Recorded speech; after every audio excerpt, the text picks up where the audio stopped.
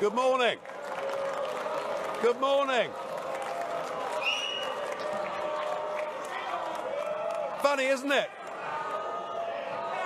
Funny, isn't it?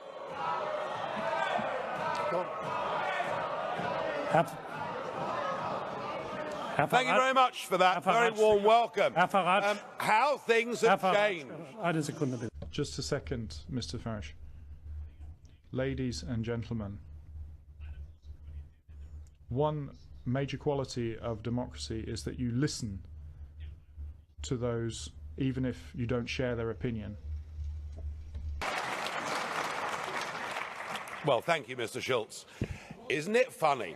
You know, when I came here 17 years ago, and I said that I wanted to lead a campaign to get Britain to leave the European Union, you all laughed at me.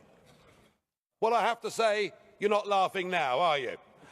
And the reason you're so upset, the reason you're so angry, has been perfectly clear from all the angry exchanges this morning. You, as a political project, are in denial. You're in denial that your currency is failing. You're in denial.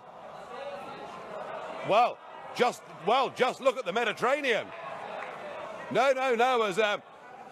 As a policy to impose poverty on Greece and the rest of the Mediterranean, you've done very well.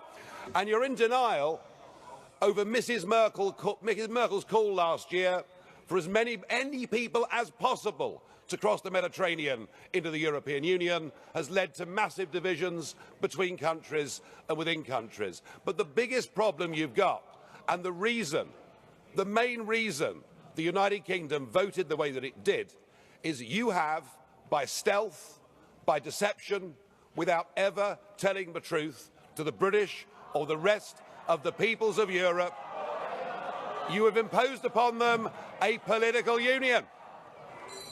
You've imposed upon them a political union. And when the people in 2005 in the Netherlands and France voted against that political union, when they rejected the Constitution, you simply ignored them and brought the Lisbon Treaty in through the back door.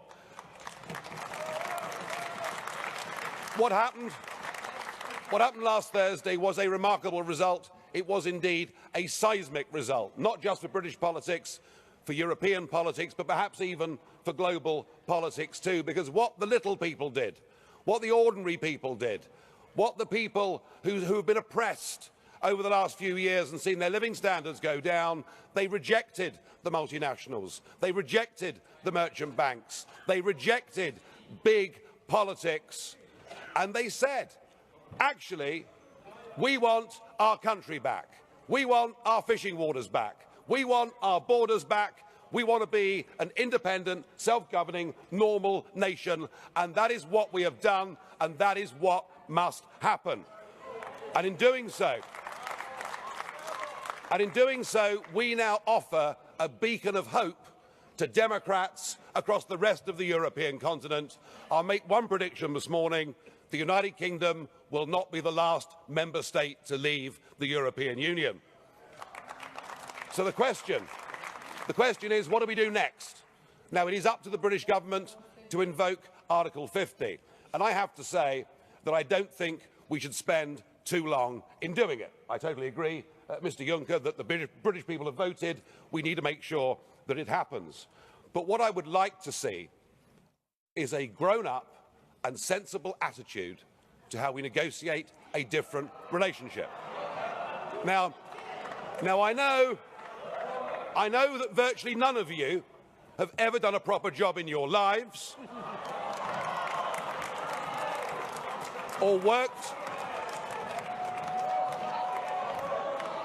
in business or worked in trade or indeed ever created a job. But listen, just listen.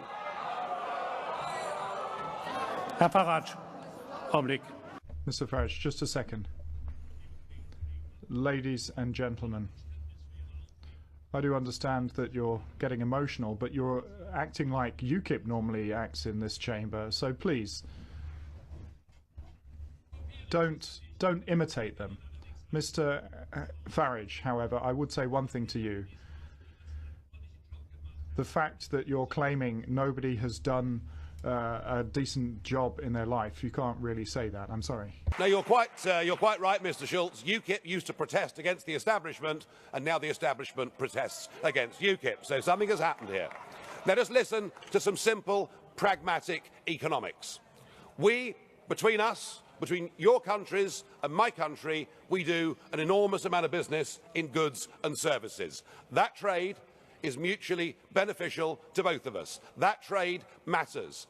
If you were to decide to cut off your noses, to spite your faces, and to reject any idea of a sensible trade deal, the consequences would be far worse for you than it would be for us. And even no deal is better for the United Kingdom than the current rotten deal that we've got. But if we were to move to a position where tariffs were reintroduced on products like motor cars, then hundreds of thousands of German workers would risk losing their jobs. So why don't we just be pragmatic, sensible, grown up, realistic, and let's cut between us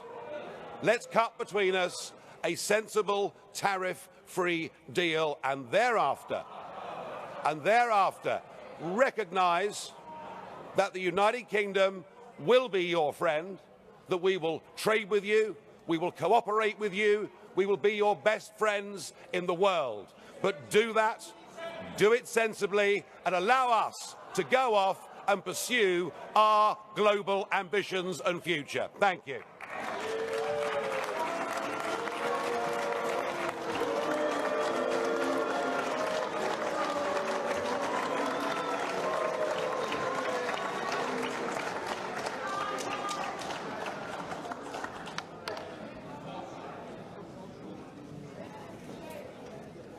Für die